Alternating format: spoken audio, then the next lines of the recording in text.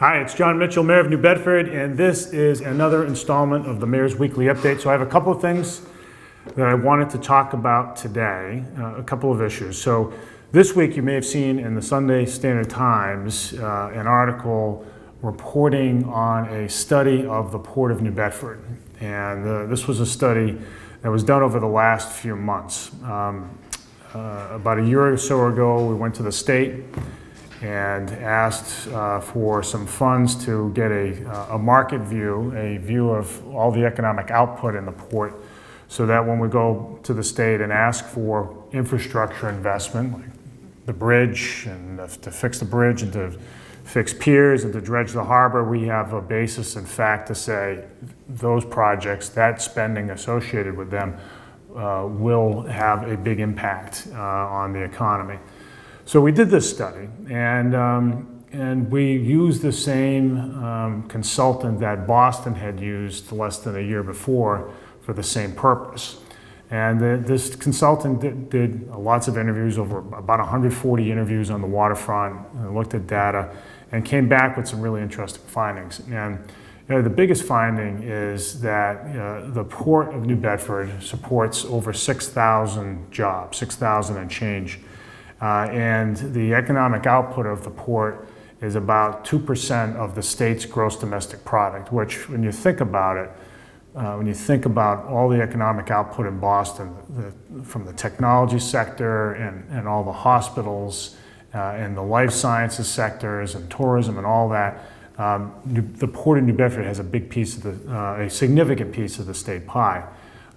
What's even more interesting to me is how those numbers compare with the Port of Boston.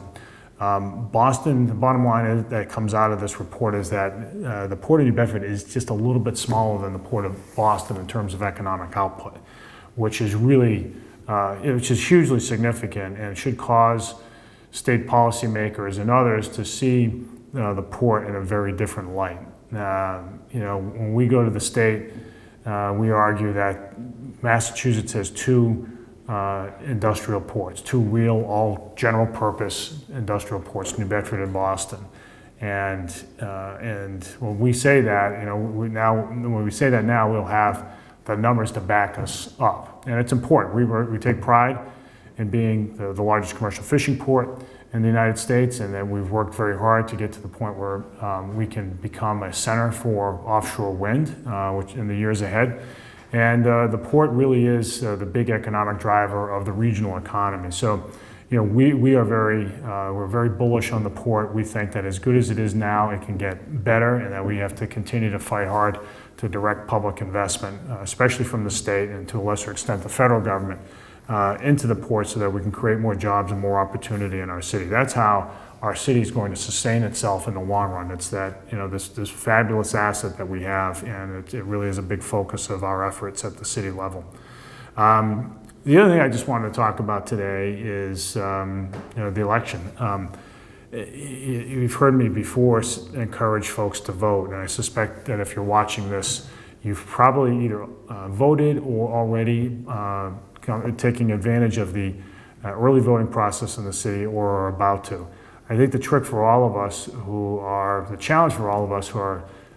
show up at the polls reliably is to spread the word. I mean, we need to do our best as citizens to convince, especially young people, that their vote matters. And you hear that all the time, but sometimes what I try to do is just remind people of the sacrifices that others have made to secure our liberties. And it's kind of sometimes easy to take some of those things for granted, but the more that we can introduce young people to veterans, and the more that we can encourage public service, the more that we can just remind folks just how blessed we are. All you have to do is turn on the TV, the evening news, and see some of the stuff that's going on in the world. You know that we live in a special place in the United States, and that taking our right to vote seriously, following through on it, and being deliberate in that decision is a big part of how we sustain ourselves as a republic. And